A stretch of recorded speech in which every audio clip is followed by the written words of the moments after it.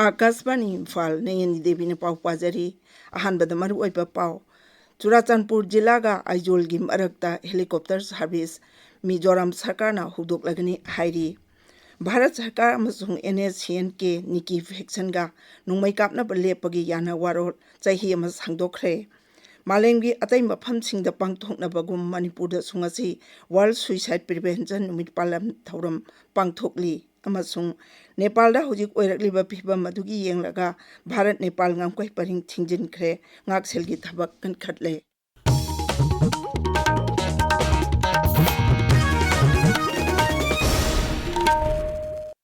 Churachandpur jilaga Aizolgi marakta helicopter service Mizoram sarkarna hudok-lagani hairi Thaurang asina Manipurda leiriba Mizo natraga Jo jati singi marakta sathok chasindai hena khudung chahangani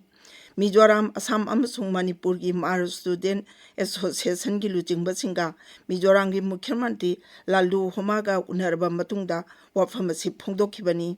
Mukhya Mantri na hai sathok chachinda hena khudung chahanabagidamang mahaki sarkarna Aizol amasung Churachandpur sahar gi marakta helicopter service hudoknaba warep lawbani mahakna hai Churachandpurda Mizoram House su saragani Mukhya Mantri na hai Manipur sarkarna chalaiba Churachandpur amasung Aizol gi maraki helicopter service sang naidabana thaurang silokhalakbani hairi laibak asigi atai mafamsingda chatnaba Aizol asi Churachandpur amasung Phairzol jila da laiba miyamgi oina maru oiba transit point ama oirakli Bharat Sarkar amasung National Socialist Council of Nagaland NSCN-K Niki Faction-ga nungmai kapnaba lepagi yana warol chahi ama sangdokba haina yanakre yana warol asi September gi tang 9 dagi mathang thagi September 8 phawa chatnagani yana warol adugi matung ina matam sangdokhiba asi raija adugi miyam sing yausinduna Nagaland da tungkoina santi leinaba pandamdani yana warol adugi matung ina ceasefire ground rule ngaktuna thamba haina nakal anini yanakhi yana warol adu ngarang New Delhi da Kendra gi Griha Mantralaya gi Joint Secretary Prashant Lokhande NSCN-K Niki gi ceasefire supervisory board ki supervisor AZ Thor Secretary ceasefire supervisory board NSCN-K Niki Ameka Achumina sahi tawnakhibani CP Radhakrishnan laibak asigi 15 suba uparashtrapati oiragani ngarang pangthokkiba uparashtrapati gi mikhalda NDA gi merep Sri Radhakrishnan India block ki merep hanagi Supreme Court ki judge B Sudarshan Reddy bo vote masing chama yangkhaini toida maithiba pirambani Mikhal mai paklaba matungda Sri Radhakrishnan hai Mikhal asida mai paklakpa si laibak asigi mipung khuding makini laibak asibu Viksit Bharat ohenaba pandamda English singani niputaretam apungoina saukhatpa laibak ama puraknaba mipung khuding mana punna thabak tawminasi Kendra ki Personnel Public Grievances amasung Pension ki Raja Mantri Dr. Jitendra Singh ngasi New Delhi da 13 suba pension adalat hudokre Mantalawai asina hai pensioner singi sel thungi phibam amasung makhoina khudong jadaba sing athuba matamda kokanaba adalat sida khanagani Mantralaya sina thadorpa cherol amada hai Bibha Kunlonggi makhada leba family pension chanipan marphudra mari gi khudong jadaba sing puthoktuna khanagani tabiriba pawasi kasbani Imphaldagini Malemgi atai mafamsingda pangthoknabagum Manipurda sungasi World Suicide Prevention Numit Palan Thauram hojik pangthokli DM University College of Commerce ki Utility Hall da pangthokliba thauram asida Health Services ki Director Dr. Chambo Golmai Family Welfare Services ki Director Dr. N. Hemant Kumar Singh na chingba saruk yari Changing the narrative on suicide haiba hiram da pangthokliba thauram asi National Mental Health Program National Health Mission Manipur amasung Directorate of Health Services na punna sinbani Thauronggi saruk ama oina ngasi ayuk Information Education amasung Communication IEC campaign hudokpaga loinana masa matomta sijaba atmaga tawba thingnaba miyamgi oiba mafamsing amasung gari singda napkadaba sticker yenthokhi masiga loinana college gi mahiroi singa hiramasigi matangda khanane daba mipam amasu pangthokhi Pradhan Mantri Formalization of Micro Food Processing Enterprises Scheme gi makhada maru marang yenthokpagi thoram ama hujing ahaki matungda Imphal East DC complex ta leba panchayat bhavan da pangthokani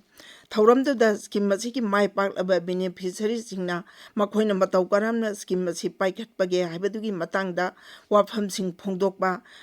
CLF singda seed capital yenthokpana thoram asigi mapung oiba sakdam oigani thoram da jila sigi deputy commissioner Nivedita Lairen Lakbam saruk yagani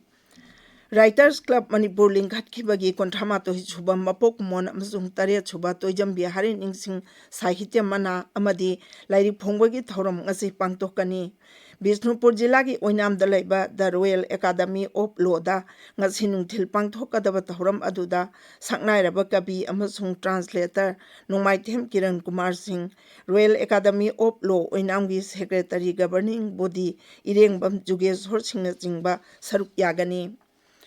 Manipur da Pradhan Mantri Narendra Modi lakadauriba sigi yenglaga ngak selgi thabak thoram amasung lambi thong semjinbagi thabak kana chathari ayuk amasung nungthilgi matamda Pradhan Mantri na lakadauriba lambi sing amasung Imphal gi maru oiba mafam singda Manipur Police amasung Security Force na achat awuk sing check tawbagi thabak chathari mahakna Churachandpur amasung Imphal gi Kanglada miyanggi oiba mitin amada saruk yagani thoram asigi yenglaga meeting pakdong phamgi akoibasingda ngak selgi thorang lokhalle madugi mamangda Pradhan Mantri na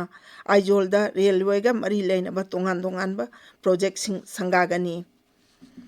Nepal da oirakliba phibanggi matangda Pradhan Mantri Narendra Modi na sabapati oiduna Cabinet Committee on Security gi mipham pangthokduna kumna khanakhre irang asina ngongkoi paringda lalol digi tafak thoramda chauna sokalle hairi Bharat Nepal ngongkoi paringi Bihar gi ras hollamdamda SSB na ngak selgi thorang lokalle Bihar Nepal ngongkoi paringi Bihar gi ras hollamdam thingjin khre Bharat ki Security Force na ngongkoi saru asida akanba mongda check tawigi thabak chathari Bharat na ngarang laibak asigi nagari singda Nepal da phibam pharaktriba phawa chatanaba pautak pikre laibak aduda panduna leiramba Bharat masasing Uttar Pradesh ki Maharajganj ki Sonauli ngongkoi paringda SSB ki matenga loinana pusilakre Nepali masasing Bharat ta changge hairabadi khudaki oiba anai ek khaktagi oina kupna check tawraba matungda changhalli